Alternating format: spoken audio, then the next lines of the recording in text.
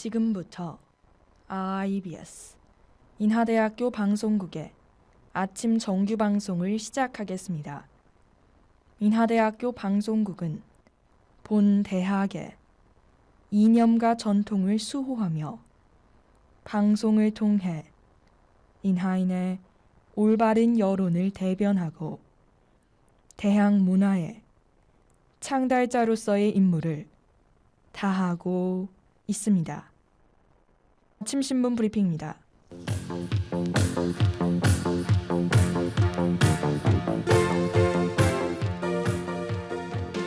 오늘 아침자 조선일보 헤드라인 기사입니다. 북유럽 중립국 핀란드가 북대서양 조약기구 나토 가입 의사를 공식화했습니다. 이에 러시아는 핀란드의 나토 가입이 가시화하면서 나토 세력권이 동쪽으로 확장하는 역풍을 맞게 된 것입니다. 12일 AP통신 등에 따르면 사울리 니니스테 핀란드 대통령과 산나 마린 총리는 이날 공동 성명을 낸 것으로 확인됐습니다. 또한 핀란드는 지체 없이 나토 가입을 신청해야 한다며 나토 가입은 핀란드의 안보를 강화시켜 줄 것이라 밝혔습니다.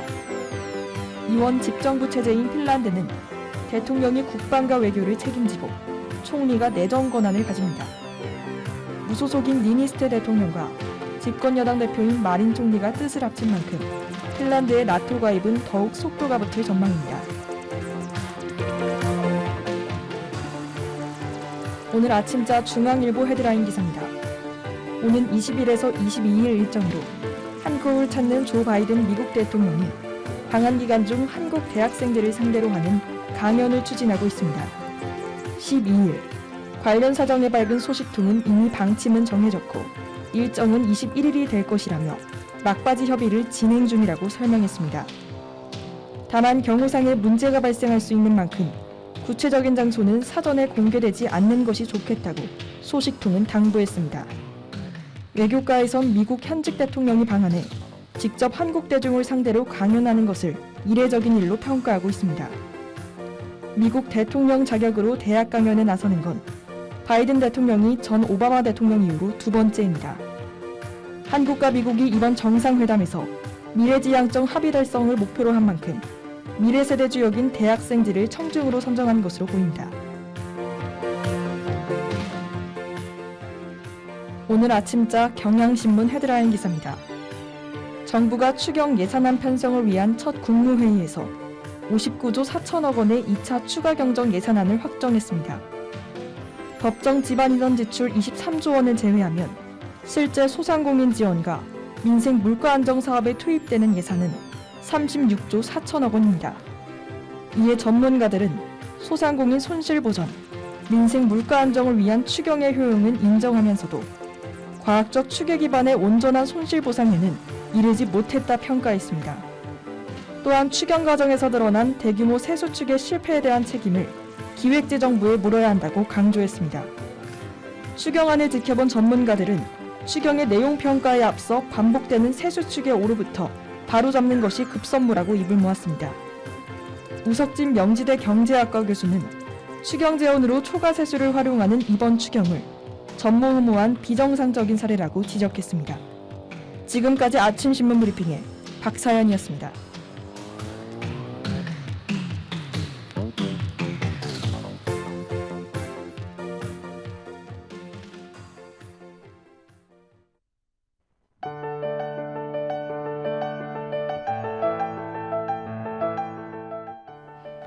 처음 대학교에 입학할 때 그런 이야기를 많이 들었어요. 고등학생 때 하던 공부에 반만 하면 꽈탑을 하고 반에 반만 해도 상위권이라고. 솔직히 믿지 않았습니다.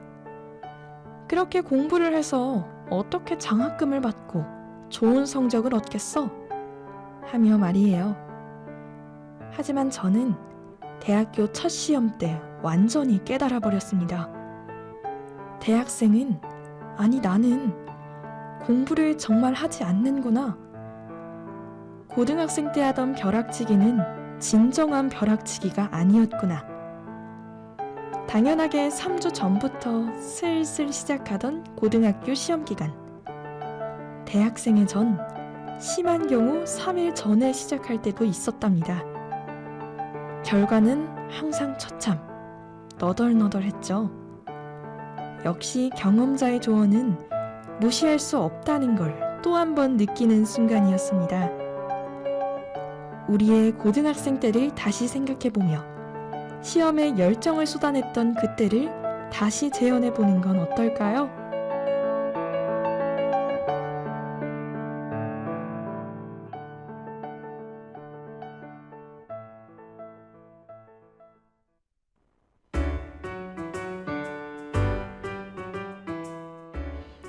과거에서부터 계속해서 끊이질 않고 있는 반려동물 유기 문제. 다른 강아지를 키워보고 싶다며 유기, 강아지를 키울 여력이 없다며 유기. 동물들은 끊임없이 반복되는 상처와 함께 늙어가죠. 그래서 준비했습니다.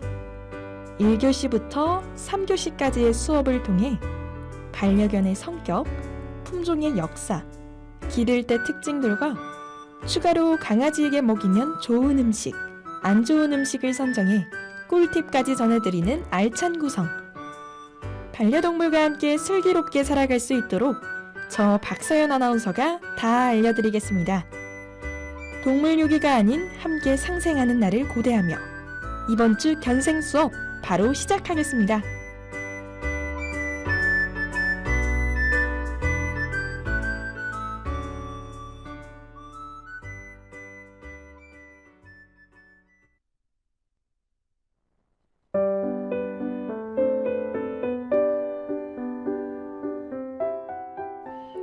반려동물 교육학교에 오신 여러분을 환영합니다. 교육을 맡은 저는 훈련사 박서연입니다. 오늘 여러분이 배워볼 강아지의 종은 바로 비글인데요. 비글 하면 긍정 에너지로 똘똘 뭉친 말갈량이 같은 강아지가 바로 떠오르는 것 같아요. 펄럭대며 처지는 귀가 인상적이고 특히 아이라인을 짙게 그린 것 같은 눈 주위가 예술이죠. 거기다 처진 눈매를 지닌 보통 개들과는 다르게 고양이처럼 약간 올라간 눈매를 가진 매력이 있답니다. 이렇게 예쁜 강아지인 비글은 불행하게도 동물 실험의 대상으로 많이 선택되는 견종인데요. 비교적 튼튼하면서 비싸지 않다는 장점이 있다고들 하죠.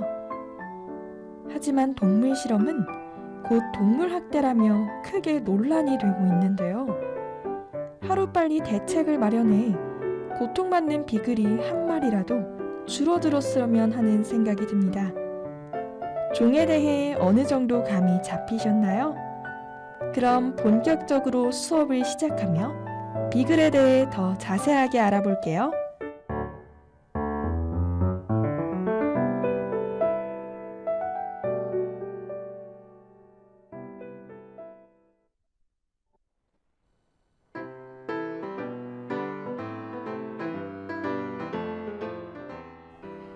(1교시는) 비글의 성격에 대해 알아보는 시간입니다. 비글은 자기 주장이 확고하고 꽤나 드센 성격이라고 하는데요. 주인 말을 잘 듣지 않는 경우가 많기 때문에 강도 높은 훈육이 필요한 견종이죠. 한번 말썽을 부려서 격하게 혼내면 대부분의 견종은 먹이나 간식이 있다 하더라도 대개 눈치를 보면서 접근하거나 보호자를 피하기 마련인데 비글은 그런 것 없이 바로 주인을 매우 반갑게 대한다고 합니다. 이렇게 아무리 긍정적인 에너지가 넘치는 비글이라고 하더라도 보호자나 어떤 사건에 의해 정신적인 트라우마나 공포심을 갖게 되면 다른 견종과 마찬가지로 숨거나 비명을 지르는 반응을 보일 때가 많죠.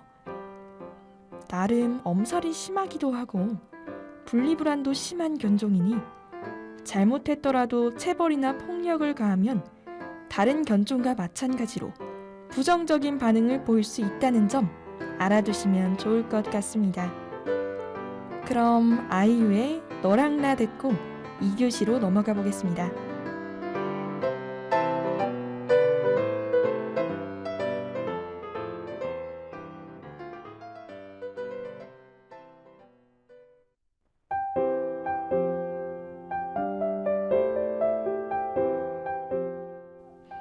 품종의 역사에 대해서 알아보는 2교시를 시작하겠습니다. 비글은 영국의 잉글랜드 지역에서 처음 태어났는데요. 이름은 요란하게 짓는다 혹은 작다를 나타내는 프랑스어에서 유래됐다고 합니다. 원래 비글은 체구가 더 큰 폭사운드에서 유래한 견종으로 영국의 귀족들이 토끼를 사냥하기 위해 만든 개로 알려져 있죠. 작은 토끼를 쫓는 견종답게 사냥개들 중에선 몸집이 제일 작다고 하는데요. 영국의 헨리 8세와 엘리자베스 1세 여왕이 통치하던 시절엔 지금과는 다르게 털이 뻣뻣하고 사냥꾼들이 주머니에 넣고 다닐 만큼 체구가 아주 작은 비글이 존재했다고 합니다.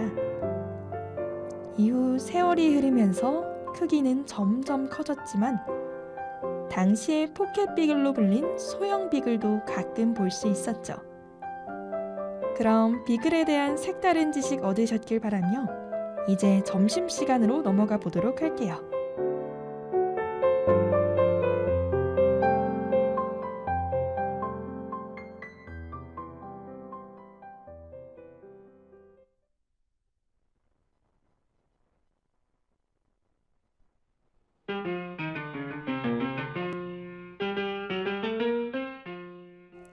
기다리던 점심시간이 찾아왔습니다.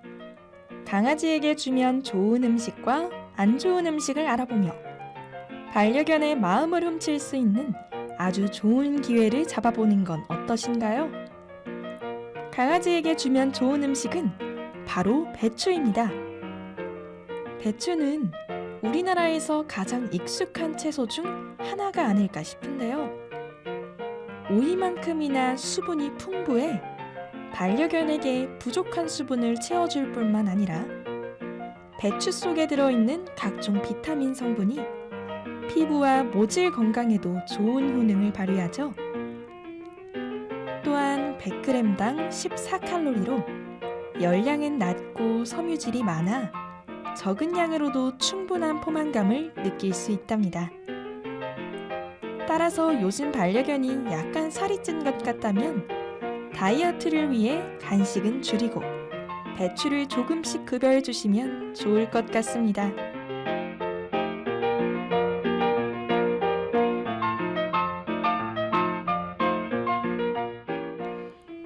그 다음 강아지에게 위험한 음식은 바로 무화과입니다.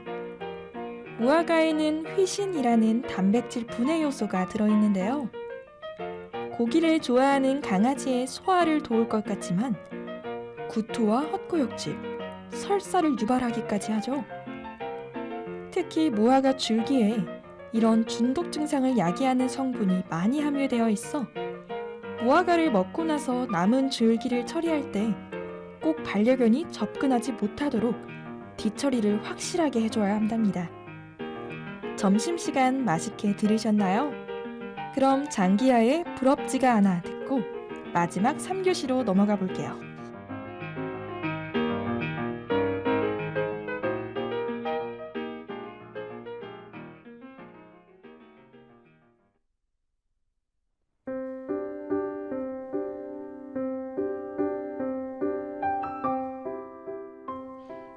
(3교시는) 반려견과 함께 슬기롭게 살아가기 시간입니다.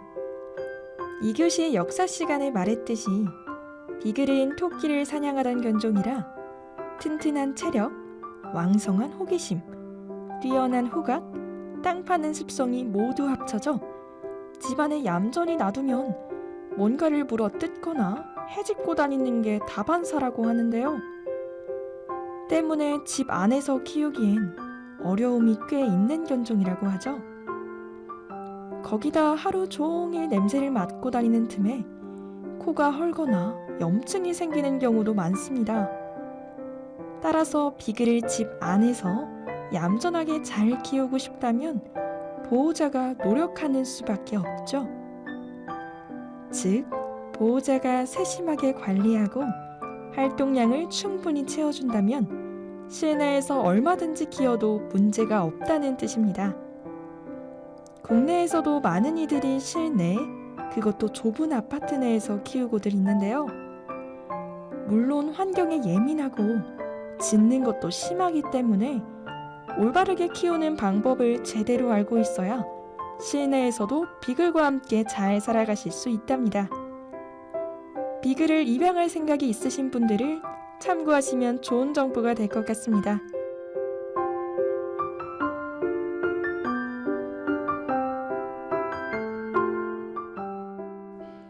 이렇게 오늘 9번째 수업이 모두 끝났습니다. 국내 한 실험 동물 생산업체의 대표는 실험 동물들은 정해진 절차에 따라 모두 폐기 처분한다는 말을 한 적이 있는데요. 저는 그 폐기라는 단어가 마음을 참 불편하게 하는 것 같습니다. 연구원들에겐 수많은 실험 대상 중 하나겠지만 한 생명을 그저 물건으로만 대하는 것 같아 안타까운 마음이 드네요. 동물 실험으로 인해 희생되는 강아지가 점점 줄어들기를 기대해 보겠습니다. 그럼 저희 견생 수업이 여러분에게 보호자로서 한층 더 성장하는 계기가 되길 바라며 마지막 곡 동물원의 널 사랑하겠어 들려드리면서 방송 마치겠습니다. 다음 주에도 출석해 주시면 감사하겠습니다. 또 만나요.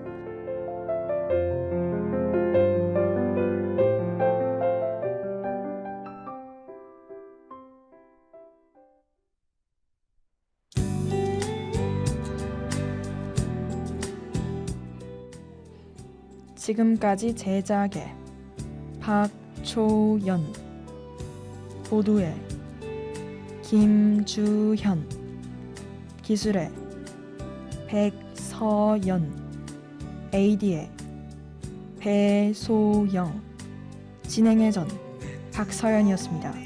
고맙습니다.